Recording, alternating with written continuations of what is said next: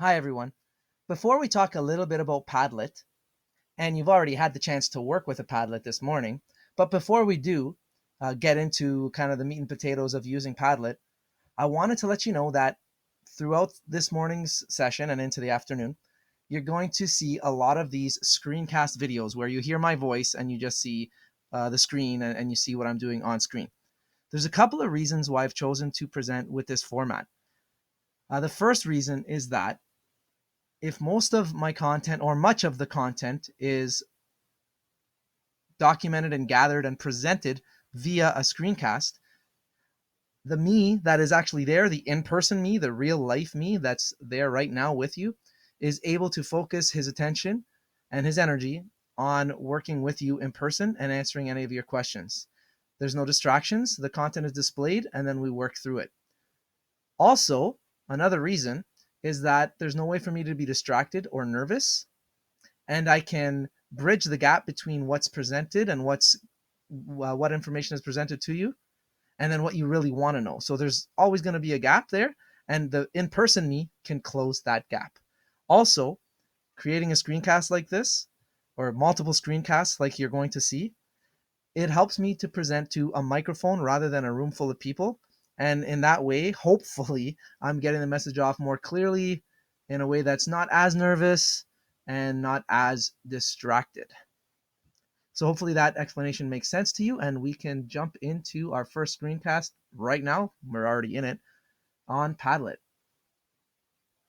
So Padlet, as you have already had the chance to learn, is an opportunity, or pardon me, it's a tool that provides us with an opportunity to collaborate. It's basically a big collaboration wall. And there's lots of different uses for it, including documenting student learning, creating brainstorms, allowing for students to ask questions or generate ideas over a long course of time, keeping in mind that a Padlet doesn't have to be a short-term thing. So before we go with more ideas, I'll just log into my Padlet account. I click login. I already have an account set up, and it is set up through our school board, our Duff and Peel Google account. So I'm just going to click login with Google, and it's going to take care of the rest. And you're taken to this dashboard where you have all of the Padlets that you have created. Now you're going to get an opportunity to create an account in just a little bit, but right now you can see all the Padlets that I've ever created, or at least with this account. I do have another account. They're right here on the dashboard. So if we were creating a new Padlet, I would simply click on new, and I get this opportunity to start with a blank Padlet with a number of different formatting options: the wall, canvas, stream, grid, and shelf. The styles that I've used, the one that you've already worked on is made with a canvas style. And actually in that way, I'm going to connect some of what, or I may have already done this, but the idea was to connect your ideas with the learning goals. As you can see in a Padlet, you also have these pretty interesting templates. And I think a lot of us probably could relate to using a KWL chart, storyboard design, any number of things. And these are great things to experiment with when we create our own account. So let's just say we're making a canvas Padlet. So I just click select. And Padlet does a different, it has a different generic fill-in title and description, right? So like my sumptuous canvas, I didn't make that up. This is from the program. So, they try to be a little tongue-in-cheek and they make a title for you. But if I want to give it a real title, I go over to the right as you see me working here, and it can just be my, I think they're a little funnier than I am. But anyway, my example Padlet, and not as fun as you guys from Padlet that are making these funny titles. In any case, so you can change your backgrounds here. More options. This is purely for aesthetics.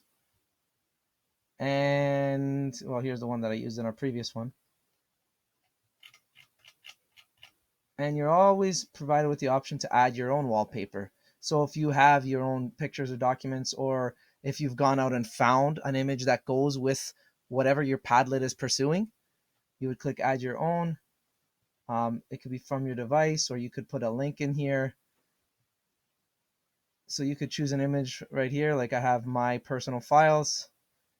These are actually in my quick access, but they're from my Google. So I could put a picture of my son as our background. You can see it's slowly loading.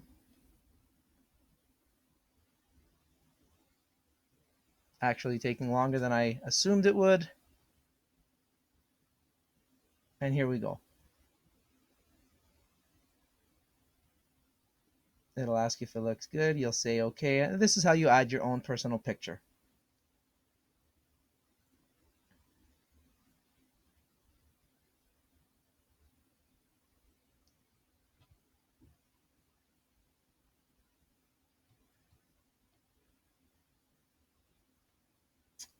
As you can see, I'm being given options for privacy, for sharing, for remaking, allowing people to remake this Padlet. So these are things that we're gonna obviously have to, play around with. But for now, we've got the title and a background and a style of Padlet. So now at this point, and you already know this, I can double click anywhere and I can make a contribution in text, or I can make a contribution by adding a picture, by adding a file. If I'm going to do it from my device and I happen to be using a phone or a laptop that I can take a picture or a video, when I click choose file, it won't come to this screen that opens up files. It will actually go, like on a phone or tablet, for example, it'll actually go to your options to use the camcorder or the voice recorder, like I did earlier this morning by using a video, the surprise video with you guys. Another important thing to have a quick look at is the sharing options. The way that I've shared with you has been to share with a link and a QR code. You want to click on share, export, or embed.